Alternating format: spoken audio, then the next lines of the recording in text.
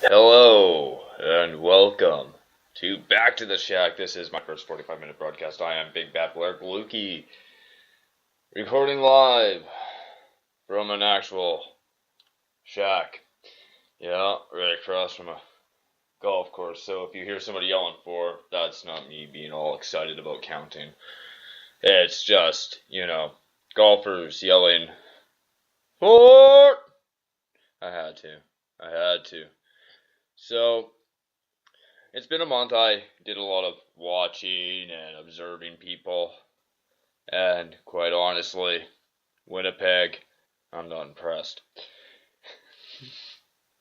That's a lie. I'm really quite impressed with Winnipeg, especially how we're handling all the smoke and ash debris from the wildfires out west from BC to Alberta. So today's show, I'm going to do a show because last month marked the 9-year anniversary of the disappearance of my best friend, Devin Muldoon. So today, I'm going to regale stories about Devin Muldoon. Stories that you may have not have heard, or stories that you have heard but wanted to get the real scoop, because the majority of his stories have involved me. So, just like him, a lot of my stories involve him. We'll go right to the beginning of high school when I first met Devin. I was kind of I'd like to say a loner, but I'll be even more frank. I was a fucking loser. I'd hang out in the library because I don't like people, because I got picked on a lot. I was bullied, and I just all around hated the high school experience. I hated the whole school experience, quite frankly. And so it was about a month into grade 9 classes, and I was in science class, and Devin sat one row beside me but a seat back. So every once in a while I'd hear, "Where? Where?" And then I'd turn around and just be like, "What the hell?" And he'd just be like, "Class is up there." So one day, it was about a week after that incident, him and another buddy were doing the same thing. Tried to get my attention, tried to get me riled up. So I politely turned to him and said, "Can you please fuck off?" And then the science teacher, Mr. Melnick, told me politely to go to the office. Yeah, that was fun. So it was like the first 3 months of classes, I spent probably about a third of it in the principal's office because of shit like that. So after that, Dev and I, we started hanging out a little bit, hanging out after school, and realized that we do have a common interest, and that is music and entertainment and comedy. So we kind of just fed off each other that way. So by the time when an elective course came up that was drama, we jumped at the opportunity to try to get into the same class so we could pretty much just practice our jokes on basically the entire student populace. Which was interesting enough because Dev was a character in his own right.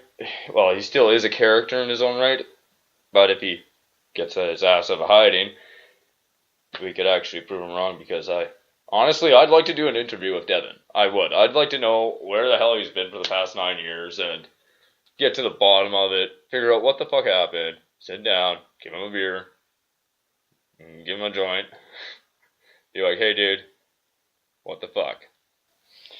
But yeah, so a lot of things have changed. Because it has been 9 years, and I still remember a bunch of different stories. I'm trying to remember a good one. Karaoke. Devin has a thing for karaoke. One, because he's probably the only friend of mine that basically has any musical talent. Excluding a few of them, excluding Joey Dandino, Will Voltman, excluding those guys, excluding them, but Devin had a real natural talent. Like, he could pick up an instrument and play it. And he would be like, yeah, it's my first time playing it. He did that with the accordion. Because he's a fucking weird-ass guy who can play the fucking accordion just out of nowhere. And he played Beer by Real Big Fish on it. And he would play Beer on the piano. So, when Guitar Hero came out, he would play the guitar with his fucking feet. The guy was a fucking legend. He's a fucking legend, to be quite honest. Alright, so, Dev, one of the biggest bands that Dev introduced me to, who I just grew to love, is a little band called System of a Down. It was Devin's second introduction to metal artists and metal bands, Linkin Park being the first. But by the time System of a Down came out, they came out with Toxicity, Chop Suey, and he was off the walls, right, fucking insane crazy about them. So, this song that I'm going to play is called Goodbye. It's a rock remix with Tom Morello of Rage Against the Machine, and it's called Goodbye. And this song, if you know who Devin is, and if you're a family member and you are listening to this, go ahead and just give it a listen. I'm going to play the track. Go ahead and download it, or try to find it on YouTube. Give it a good listen. It is going to be awesome. I'm just giving a post to let people listen to my show because I'm live from an actual shack. Yes, an actual shack from Winnipeg, Manitoba. And this is Back to the Shack on Spreaker. But before I get into the music, I just want to say,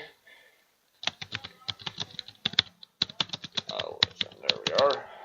You hear clicking, that's just me being an idiot and typing on my keyboard. Shouldn't be doing it, but whatever. I don't care. I'm not professional. Alright, so here it is. Goodbye by Serge Tankian featuring Tom Morello. The love that you bring me along. The pain that you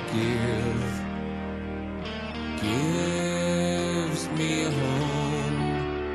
Do you wanna stay by my side? Do you want me to turn and hide? We are disappearing inside, seeing pictures of our goodbyes.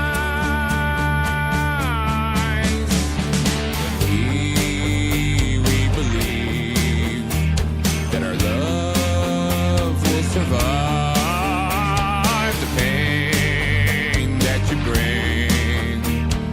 brings me all alone. Do you love me? Do you hate me? Do you wanna believe me? Do you think that you don't need me? Do you wanna deceive me? I can't think that it's all over. Don't wanna forget. I can't live this disappointment down. I wanna repress your goodbye, goodbye. The design, we brought them all. The dreams when you see that goodbyes aren't for long. Please follow me to the borders of destiny. I don't wanna break from your side. The falling ground screams goodbye.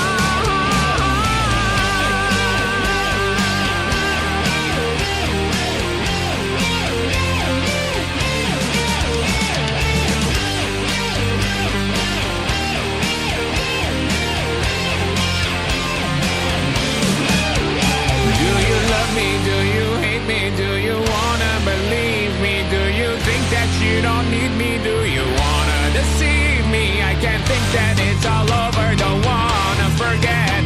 I can't live this disappointment down. I wanna repress your goodbye, goodbye.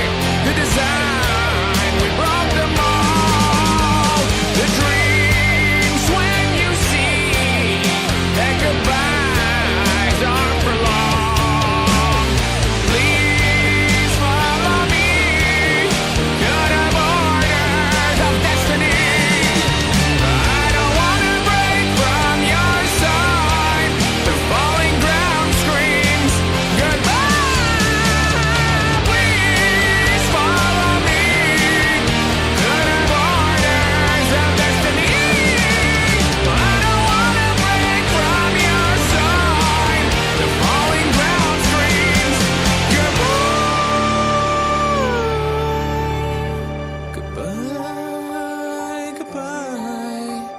design, we broke the mold.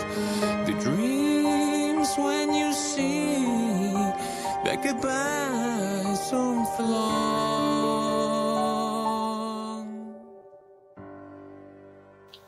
That was Serj Tankian with Gate 21. Goodbye. So I'm talking about my show today is about Devin Muldoon and his disappearance and have my feelings about it and what people, I guess, aren't aware of and the circumstances surrounding his disappearance and the events leading up to it through his friend's eyes. Or from one of his friend's eyes. So one thing here's another story about Dev. One thing that Dev loved doing was going to Limelights in Winnipeg and going to the karaoke bar. So he invited me. It was my first time going to a karaoke bar. I decided to get just annihilated drunk. Just completely belligerent. Belligerent to the point where I probably needed subtitles to talk. So I picked a song. Well, I had him pick a song. I told him to pick me any song, and he picked Drowning Pool for me, a song called Bodies, which is weird because I only knew the fucking chorus of the song. So I went up there and I was looking at the screen, just completely drunk, did not know the song at all. So I tried to make up my own lyrics, and then I just got completely embarrassed and dropped the mic, gave the mic back to the host, and just walked off the stage. Needless to say, it took me probably about another year before I actually felt comfortable enough to go back upstage and sing a few songs. I got comfortable singing songs like Our Lady Peace, Sam Roberts, and some Nirvana, and Stone Temple Pilots. And that would be the go-to insult for Devin for the duration of his time before his disappearance would be making fun of me, not only for cutting off a third of a finger, but for basically sucking at karaoke. He put it this way: Blair, not only do you suck at life, you suck at absolutely everything. And I'm like, wow, that's a beautiful sentiment. Thank you, Dev. So, leading up to his disappearance, there's a lot of things that a lot of people aren't aware of. I'd say probably about 2 months before he disappeared, Devin called me. That's because back then, you called people, you didn't text them. He called me and asked me what was up. I said nothing much. I'm just chilling at home. Just got done work and everything. Just about to eat something. He's like, "Oh, okay. I'll give you a shout later. I'll give you an email in a bit, and we'll figure something out and see what we wanted to do for the night." So he ended up messaging me and saying that he needs to come over right now. Him and his girlfriend at the time weren't seeing eye to eye, and he needed to get his words, "I need to get the fuck out of this place." I'm like, "Well, head over." So he came over and we were talking, and he's like, "You know what? It would be a lot easier if you and I just lived together because I trust you. You're like a brother." I'm like, "Well, we're like a lot of things, but you're like the brother I would like to disown." I had to try to be funny, try to lighten the mood. So he's like, "You know what? I just need to go back to that place and grab some clothes, my video camera, and some of the graphic novels that he had a weird fascination for," which I don't blame him. Graphic novels